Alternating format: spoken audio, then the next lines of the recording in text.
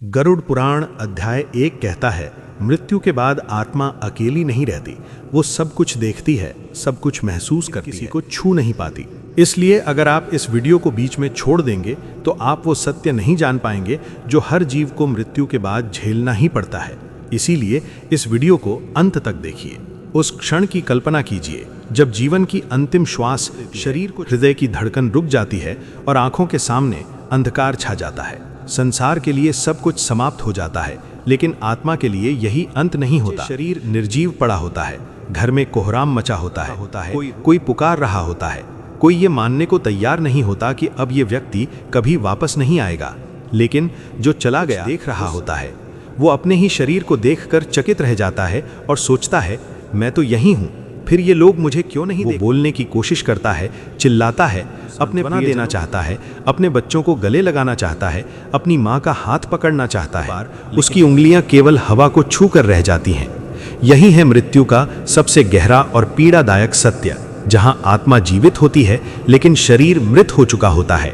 गरुड़ पुराण के अनुसार इस समय आत्मा अत्यंत व्याकुल और भ्रमित होती है। उसे भय भी होता है और पश्चाताप भी, क्योंकि अब वो समझने लगती है कि जो समय बीत गया वो कभी लौटकर नहीं आएगा। तभी अचानक वातावरण में परिवर्तन होता है। एक अजीब सी ठंडक फैल जाती है, चारों ओर भय और मौन छा जाता है।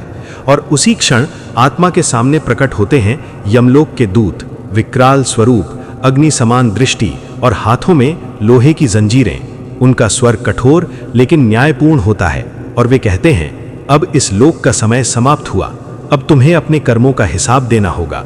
और यहीं से आरंभ होती है आत्मा की वास्तविक यात्रा, जहां न कोई रिश्ता साथ जाता है, न धन, न पद, न नाम, न प्रसिद्धि, न कोई सिफारिश काम आती है और न कोई बहाना, केवल कर्म। जीवन में किया गया हर अच्छा और हर बुरा कार्य, बोला गया हर शब्द और सोचा गया हर विचार ब्रह्मांड में अंकित होता है। गरुड़ पुराण स्पष्ट कहता है कि मृत्यु कोई अंत नहीं बल्कि एक द्वार है, एक ऐसा द्वार जिससे हर जीव को गुजरना ही पड़ता है, चाहे वो राजा हो या रंक। उस द्वार के उस पार न कोई झूठ होता है, न दिखावा, केवल सत्य होता है। न वो निर्दयी होता है, न दयालु, बल्कि पूर्ण न्याय पर आधारित होता है।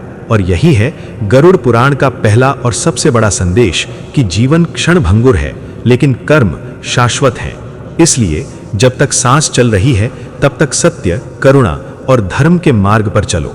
और यदि ये वीडियो देखने के बाद भी आपने इसे बिना लाइक किए और चैनल को सब्सक्राइब किए छोड़ दिया, तो याद रखना, गरुड़ पुराण कहता है, हर कर्म लिखा जाता है और हर अनदेखी भी एक कर्म ही होती है, क्योंकि अंत में आत्मा अकेली जाती है और उसके साथ जाते हैं सिर्फ और सिर्फ उसके कर्म।